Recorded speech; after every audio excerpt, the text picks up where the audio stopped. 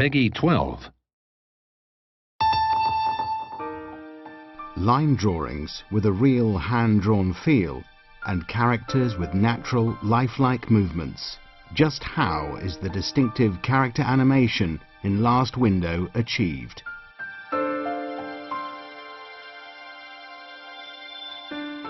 For this title, we used the same technique as we used for the last title, Hotel Dusk. This style of animation is known as rotoscoping. This method involves first taking a photograph of a person and then tracing their movements. The advantage of this technique is that you can recreate characters' movements in an incredibly realistic way, while at the same time retaining the look of a drawing.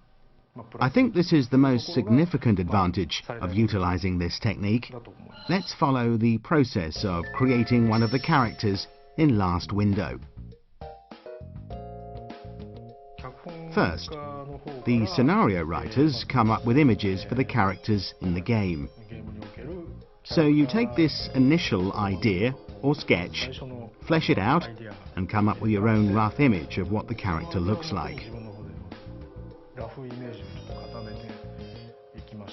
We then screen candidates to serve as models for each character.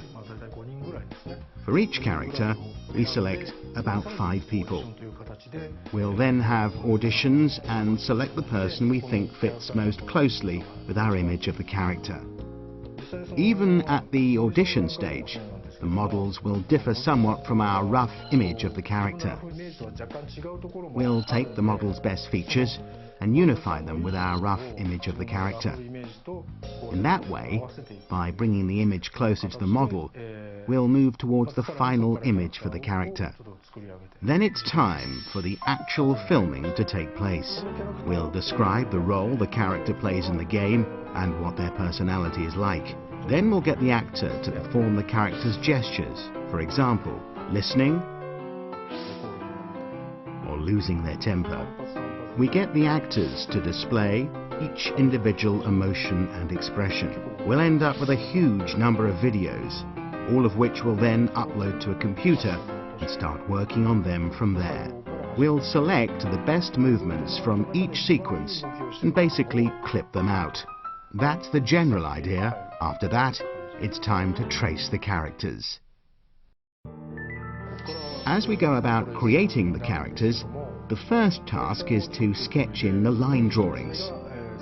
We do this by tracing round the image of the model. But the idea is not to trace the model perfectly.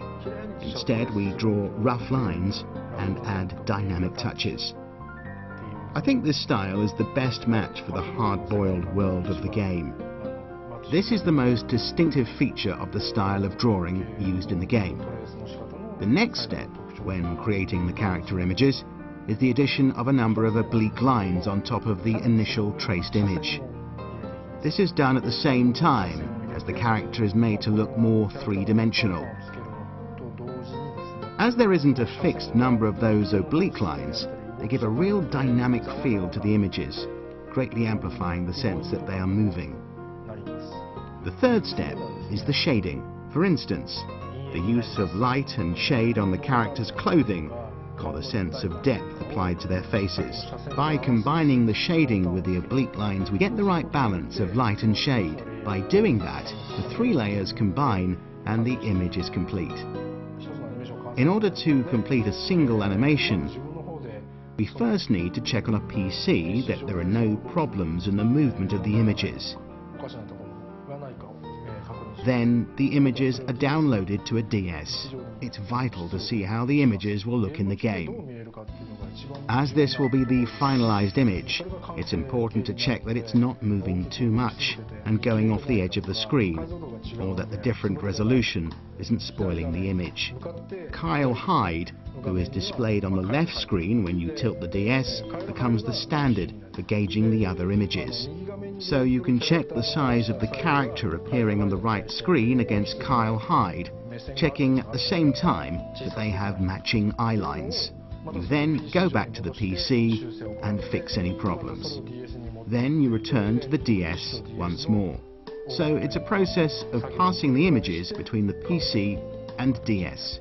By repeating this process, we'll arrive at the final images. We begin with a huge volume of traced images, making the task of finalizing the animations an incredibly demanding one. It's a very complicated task, and of course, it's not something I could have done alone. So I got outside help, for instance, asking external production companies to help out. But by getting outside help, there will always be a degree of difference between your images and theirs. If the images aren't in line with those I've drawn, the overall balance is going to suffer. That's why I always had to rework those images, adjusting them so they matched my own. This task was done entirely by me. I'd say to complete this task took more than half a year. Rotoscoping animation is an unexpectedly demanding process, requiring tremendous attention to detail. I became interested in this type of animation some years ago. I watched a promotional video by a foreign artist when I was a student, and it influenced me a great deal.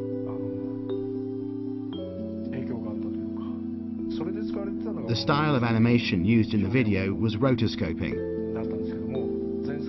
When I worked on the last title, it suddenly struck me that this style of animation matched what I'd always wanted to do, and I was determined to use it.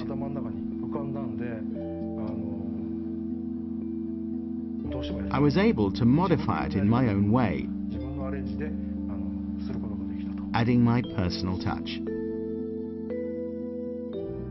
Now that the development team has finished their mammoth task of creating this new world, I hope that you enjoy solving the mystery of Last Window: The Secret of Cape West.